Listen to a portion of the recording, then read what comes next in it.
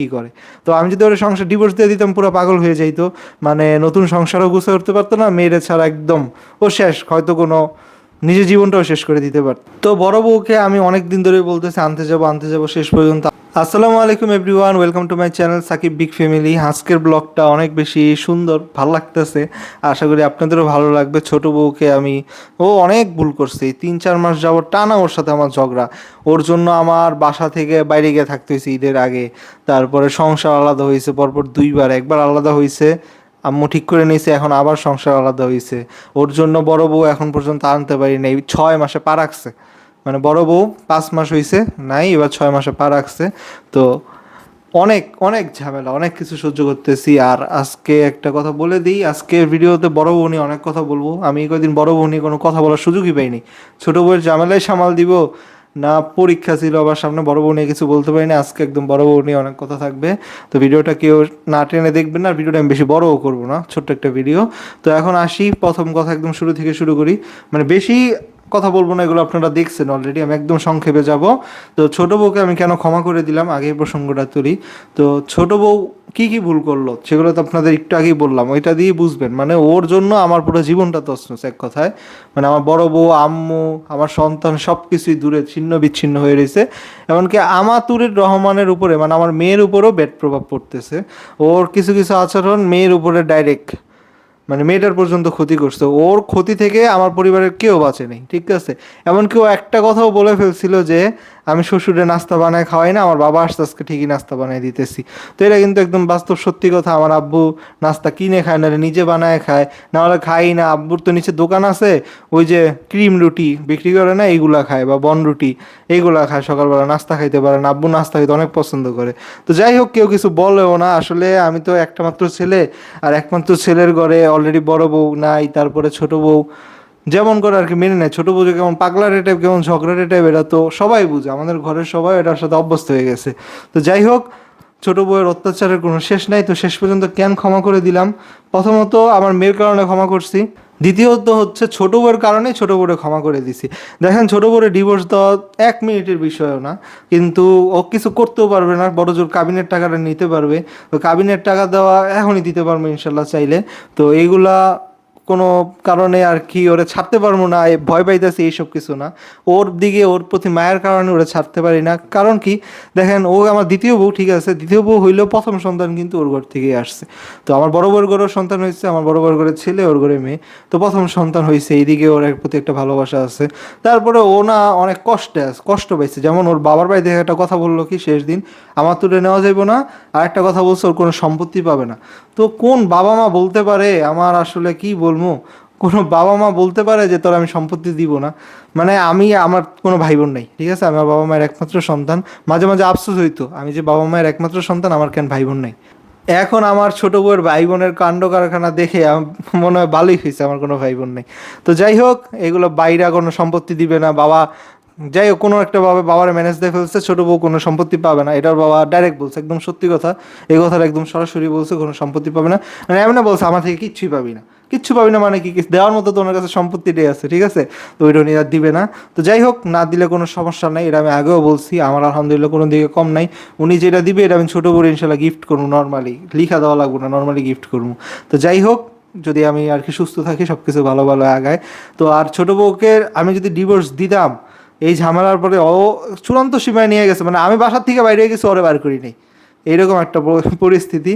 তো একটা, আমি আজকে একটা ভিডিও দেখলাম, মানে ভালো মানুষ চিনবেন কিভাবে, তারা আর কি অনেক রাগী হয়, যেমন আমি অনেক রাগী, তারপর রাগ করে না নিজেই বাসার থেকে বের হয়ে চলে যায়, মানে ঘরের ভিতরে গায়ে হাত তোলে না, ঘরের বউদের সাথে অশান্তি করে না।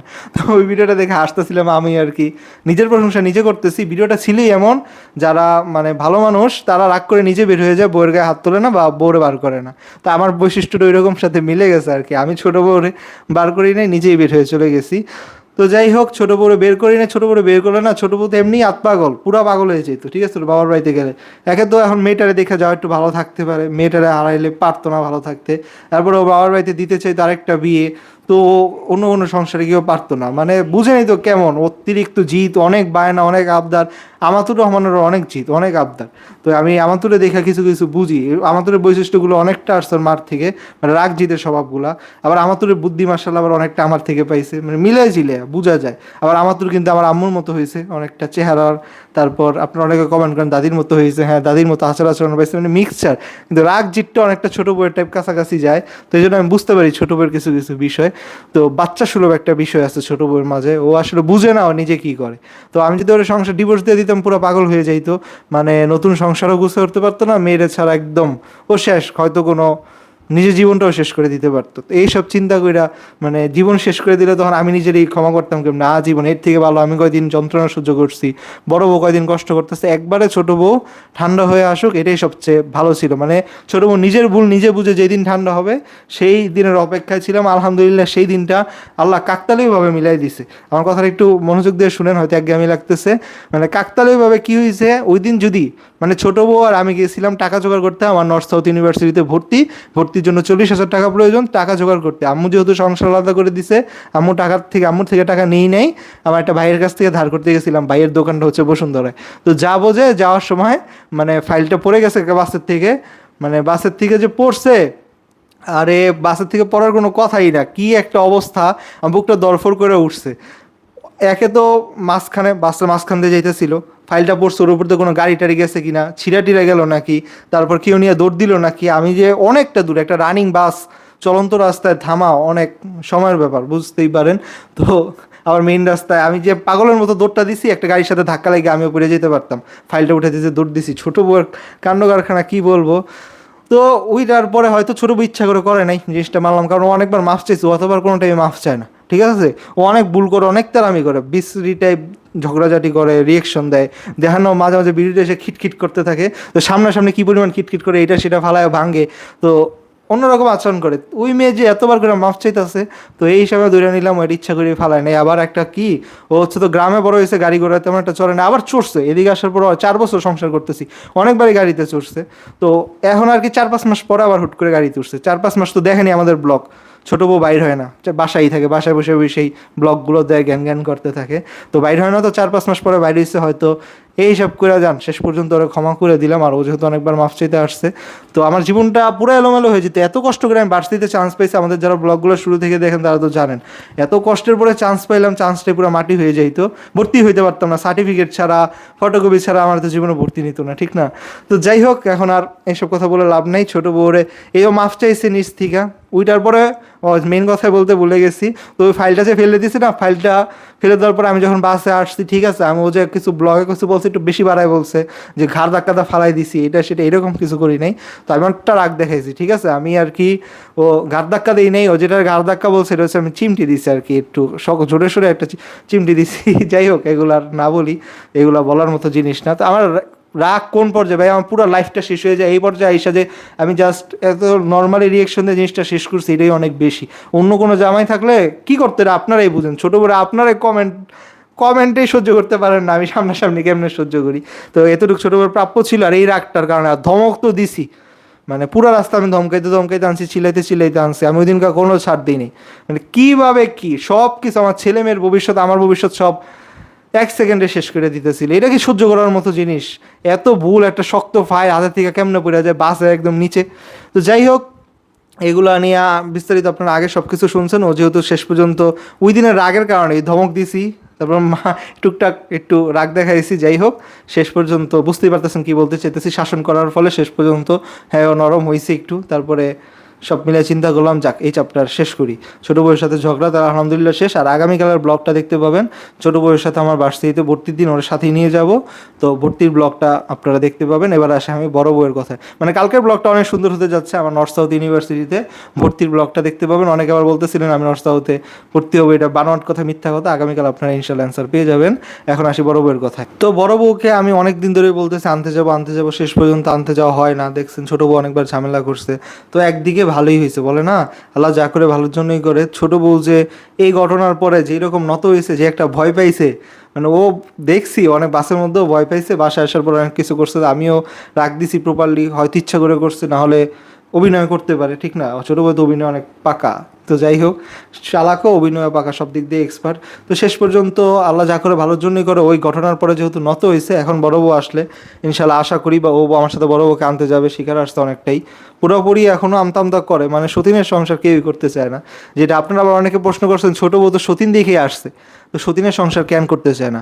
আরে বাবা, সতীনের ছোট বউ যে সতীন দেখে আসছে, এই কারণে তো 4 বছর সংসার করছে। 4 বছর সংসারটা তো কম না।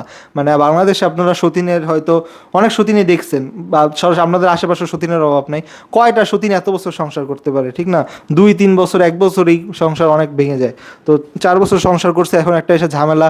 সতীনের সংসার নিজে থেকে আসুক, যেইভাবেই হোক, একদিন একদিন ঝামেলা হয়, এটা হবেই। এটা বাবা কোনো দিনের সম্ভব না। নবী রাসূলের যুগে আপনারা দেখছেন অনেক সতীনদের মাঝেও ঝামেলা হয়েছে, এটা আজীবনের জন্য স্বীকৃত। এটা কোনো দিনই সম্ভব না, সতীন সতীন কোনো ঝগড়া হবে না, এটা সম্ভবই না গাইস। তো যাই হোক, এটা আপনারা অনেকে প্রশ্ন করছিলেন, অ্যান্সারটা দিয়ে দিলাম। ছোটো বউ সতীন দেখে আসছে, তাও কেন সতীন সহ্য করতে পারে না, এটা একদিন আগে পরে, এটাই বাস্তবতা। তো আর একটা লাস্ট কথা, বড় বউকে কেন এতদিন আনতে যাই নাই, এই যে এই ঝামেলার কারণে আনতে চাই না। আর আনতে যাবো কবে? আনতে যাবো হচ্ছে এপ্রিলের 24 তারিখে, আমার ছেলের জন্মদিন। আর ডেটটা তো ভাবছিলাম বলবো না, আচ্ছা যাই হোক, বলে দিছি, আর কাট করবো না, যেহেতু বোর মুখ ফুসকা আয়সা পড়ছে জানেন। তো আমার ছেলের জন্মদিনে ইনশাল্লাহ আনতে যাবো, হাতে বেশি দিন নাই। আগে আমি তো বলছিলাম 5 তারিখে আনতে যাবো, তো 5 তারিখে যাইতে পারি নাই, বাড়ির ঝামেলাই তখন মিট হয়নি। ছোটো বউ তো 3 তলা বাড়ি স্বপ্ন দেখতেছিল নিয়ে যাবে। তো যাই হোক, বাড়ির ঝামেলাটা মিট করতে পারি নাই। আর ছোটো বউ যেহেতু বাড়ির ঝামেলা মিট করছি ধরেন কত পরে, শুক্রবারে গিয়ে তো মিট করলাম। তারপরে হচ্ছে কি, ছোটো বউ এখন অনেকটা ঠান্ডা হয়েছে, ভার্সিটিতে ভর্তি হবো। ভর্তি হয়ে ইনশাল্লাহ 24 তারিখে আমার ছেলের জন্মদিনের দিন বড় বউ না আসলে আব্দুর রহমান ফিরে আসবে, ঠিক আছে? তো এটা আমি আপনাদেরকে কথা দিতে পারি, মানে আমার সর্বোচ্চ চেষ্টা করবো। এখন আমি শেষ পর্যন্ত কী হবে এটা তো জানি না, সেটা আপনারা জানতেই পারবেন। আর এর আগে এই কয়দিনের মধ্যে আম্মুর সাথে সমস্যাটা ঠিক করে নিব। আমি আম্মুর সাথে সংসার ঠিক করি নাই, কারণ ছোটো বউ আগে ভালো হোক। তো আপনাদের আগেই বলছি, ছোটো বউ ঠিক হলে আম্মুর সাথে সম্পর্ক ঠিক করব। আম্মুর সাথে সম্পর্ক ঠিক করতে আমার বেশি দিন লাগবে না, একটা মাত্র ছেলে। আমি আম্মুর কাছে গিয়ে মাফ চাইলে, একটু ঠিক করতে চাইলে ঠিক করা যাবে। আমি এটাও করি নাই, আমিও রাগ দেখাইছি উল্টা। তো আম্মুর কাছে, আম্মু ভিডিও দেখে, আম্মু তো আম্মুর কাছে সরি, সব কিছু মিলে আমি আম্মুর কাছে মাফ চাই আজকের ভিডিওর মাধ্যমেই। সামনাসামনি জিনিসটা বলতে লজ্জা লাগে, তো ভিডিওতে বলে ফেলতেছি। আম্মুর সাথে আমি অনেক কষ্ট দিয়ে ফেলছি, আম্মু কান্না করছে 2-1 দিন। বাসায় 10 মিনিট আধা ঘন্টা থাইকা চলে গেছে, আসতে কোনো মতো আব্বু রান্না করে রাখছে, খাবার নিচে চলে গেছে। আশেপাশ থেকে তো সব কিছুই খেয়াল করছি। তো যাই হোক, আমি ভর্তির দিন, এত সুন্দর একটা দিন, ভর্তি হয়ে আসি, আম্মুর সারপ্রাইজ দিব। আগে ভর্তি হয়ে আসি, তারপর আম্মুর সাথে সম্পর্কটা ঠিক করবো, এরপরে বড় বউকে ইনশাল্লাহ 24 তারিখে আনতে যাবো ছেলের জন্মদিনে। তো এই হচ্ছে আজকের ব্লগ।